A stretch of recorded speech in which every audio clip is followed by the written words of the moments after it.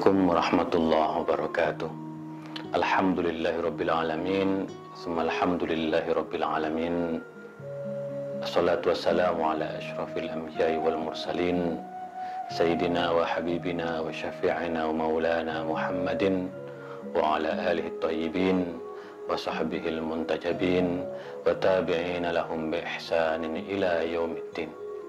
Sahabat Islam Ramah, kita akan lanjutkan ngaji akhlak Rasulullah Sallallahu Alaihi Wasallam dengan harapan kita terus bisa menjadikan Rasulullah sebagai teladan kita, terutama dalam muamalah kita dengan Allah, yaitu hablum minallah, dan muamalah kita sesama manusia. Tentu kita sudah mendengarkan bagaimana akhlak dalam hubungan kita dengan Allah. Nah, sekarang bagaimana akhlak kita dalam hubungan sesama manusia. Nah, akhlak-akhlak ini yang harus dimiliki oleh kita, karena dengan akhlak ini maka kita telah berperan dalam menciptakan kehidupan yang harmonis, kehidupan yang penuh persaudaraan di tengah-tengah masyarakat kita. Nah, salah satu akhlak yang harus kita miliki adalah al-haya, yaitu malu.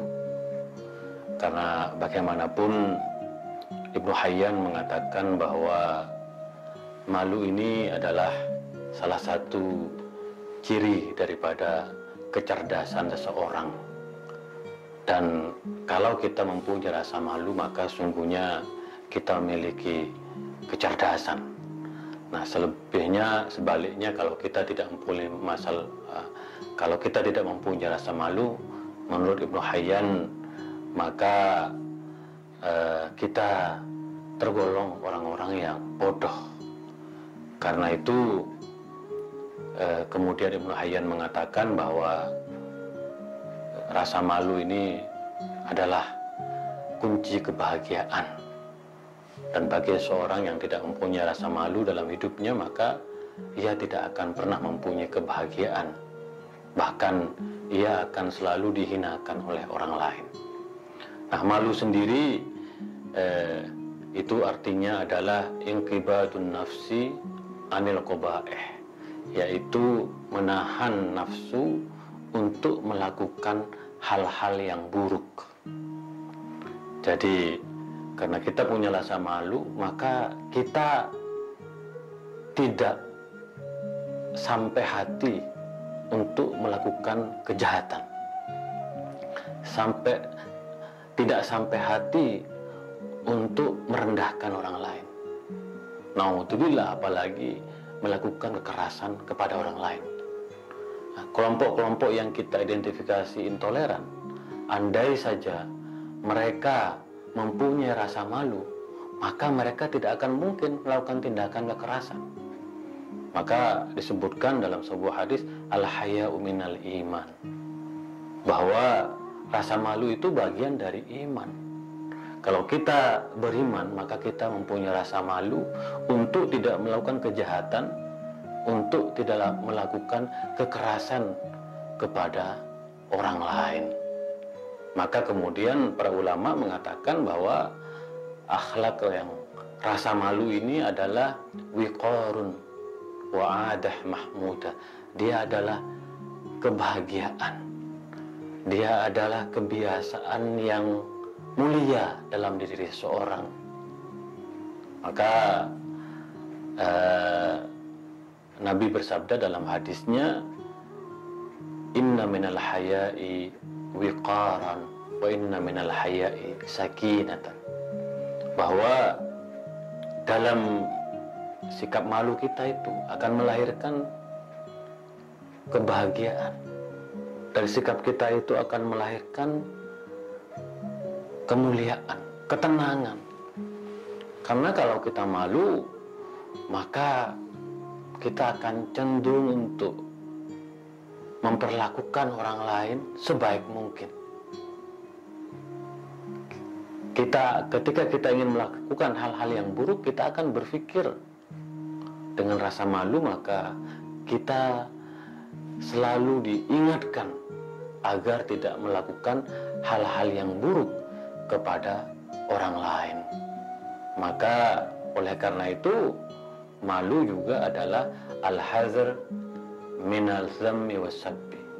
Jadi karena kita malu melakukan hal-hal yang buruk, maka kita sebenarnya menjaga diri agar tidak dihina dan dilecehkan orang lain.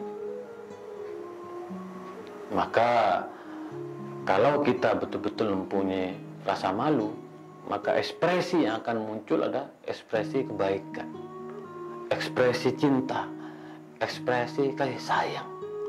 Karena ketika kita mencintai, mengasihi orang lain akan mencintai dan mengasihi kita.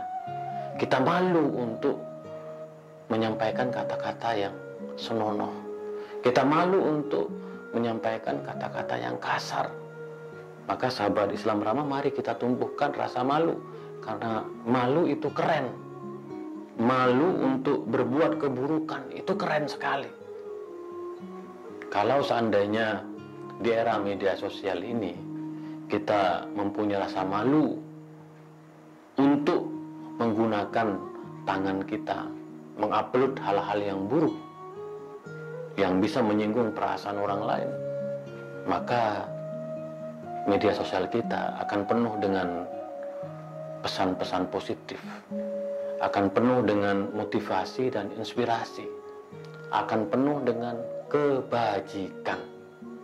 Maka oleh karena itu rasa malu ini, kata para ulama, khulukun yub'itsu ala fi'lil khair, ala fi'lil hasan wa tarkil qubih.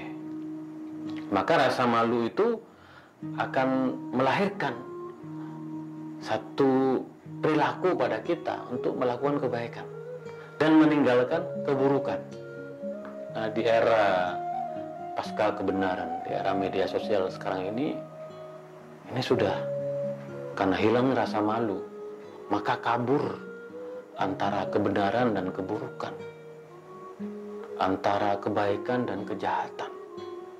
Ini disebabkan diantaranya karena kita tidak mempunyai rasa malu itu, sehingga kita kemudian tidak bisa membedakan mana yang benar, mana yang salah, mana yang baik dan mana yang buruk. Maka oleh karena itu kita harus menumbuhkan rasa malu. Yang pertama adalah malu kepada Allah, al-haya min Allah, bahwa kita harus selalu sadar kita adalah hamba Allah. Segala apa yang kita lakukan selalu dimonitor dan akan dihisap oleh Allah pada saatnya. Maka mengingat Allah akan menumbuhkan rasa malu kepada Allah, bahwa kita hamba Allah. Maka yang diberikan hati nurani dan akal budi, maka yang harus kita lakukan adalah kebaikan yang di dalamnya akan memberikan inspirasi kepada orang lain. Karena dengan banyaknya kebaikan, maka yang tumbuh adalah ekspresi cinta dan kasih sayang. Yang kedua adalah al-haya minan nafs, yaitu rasa malu pada diri sendiri, bahwa bagaimanapun ya kita ini bisa mengukur mana yang benar, mana yang salah, mana yang baik, mana yang buruk. Bahwa apa yang menurut kita itu baik, bismillah kita lakukan. Tetapi apa yang menurut kita itu buruk, menurut diri kita itu buruk, mari kita tinggalkan. Munculkan rasa malu dalam diri kita untuk tidak melakukan hal-hal yang buruk. Karena bagaimanapun, kata Nabi, al-haya'u la ya'ti illa bi khairin, bahwa kalau kita punya rasa malu, yang akan lahir adalah kebaikan.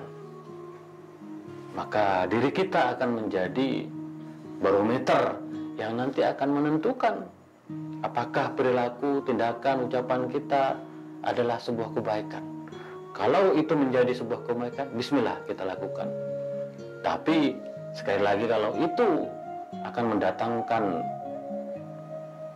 keburukan, akan membuat dampak yang negatif, mari kita tinggalkan. Dan yang ketiga adalah al-haya'u minan nas, bahwa rasa malu terhadap manusia. Karena bagaimanapun kita hidup dalam sebuah masyarakat, dalam sebuah komunitas. Kita tidak hidup diri sendiri, maka kita juga harus punya rasa malu pada orang lain. Kita tidak ingin apa yang kita lakukan itu akan menimbulkan satu goncangan, satu masalah besar. Maka akhlak kita dalam bermuamalah sama manusia, kita harus mempunyai rasa malu pada orang lain. Kita bisa belajar dari malaikat yang kita tahu bahwa dalam hidupnya malaikat selalu beribadah kepada Allah, tidak pernah melakukan kesalahan. Tetapi malaikat itu sendiri masih terus beribadah dan beribadah, karena malaikat adalah malu kepada Allah sebagai makhluknya. Kita juga belajar dari Rasulullah, bagaimana Rasulullah mempunyai rasa malu ketika dalam pesta pernikahan putrinya, yaitu Zainab, Sayyidah Zainab. Rasulullah mengundang banyak orang, dan orang-orang yang hadir dalam pesta pernikahan putrinya tidak ingin meninggalkan resepsi pernikahan. Rasulullah dengan sabarnya menunggu sampai resepsi itu selesai. Rasulullah tidak mengusir mereka, karena Rasulullah ingin kebahagiaan yang ada pada hari itu juga dirasakan oleh semua. Maka haya'u karomin, haya'u mahabbatin, yaitu rasa malu yang memuliakan orang lain, rasa malu yang mencintai orang lain. Ini yang betul-betul diteladani dan dianjurkan oleh Rasulullah Sallallahu Alaihi Wasallam. Dan pada akhirnya kita harus punya haya'ul ijlal wal ubudiyah, yaitu rasa malu yang mengagungkan Allah, rasa malu yang menciptakan satu sikap ibadah kita kepada Allah Subhanahu wa Ta'ala. Karena kita ciptaan Allah, maka kita harus betul-betul mengagungkan Allah, beribadah dengan sepenuh hati kepada Allah, sehingga kalau kita mempunyai rasa malu kepada Allah, insya Allah kita juga akan mempunyai rasa malu kepada manusia. Mempunyai rasa malu kepada manusia, insya Allah kita akan selalu berpikir positif. Insya Allah kita akan dicintai oleh orang banyak, dan pada akhirnya kita akan menghadapi kehidupan ini dengan penuh kebahagiaan. Sahabat Islam Rama, malu itu keren. Kalau kita punya rasa malu, terutama sekali lagi di era media sosial ini, maka kita akan selalu menahan diri kita untuk tidak menyebarluaskan konten-konten, pikiran-pikiran, atau tulisan-tulisan yang bisa merugikan orang lain. Nah, disinilah kemudian kita dalam kehidupan sehari-hari mudah-mudahan selalu mempunyai rasa malu ini, dan rasa malu ini adalah kekuatan bagi kita untuk membentengi diri kita dari hal-hal yang buruk, dan tentu memberikan inspirasi bagi orang lain untuk senantiasa menebarkan kebajikan. Sahabat Islam Ramah, mudah-mudahan kita termasuk umat Rasulullah Sallallahu Alaihi Wasallam yang mempunyai rasa malu untuk tidak melakukan tindakan kejahatan yang merugikan orang lain. Itulah kira-kira tentang akhlak Rasulullah Sallallahu Alaihi Wasallam tentang rasa malu ini. Kita lanjutkan pada esok hari. Kurang lebihnya mohon maaf.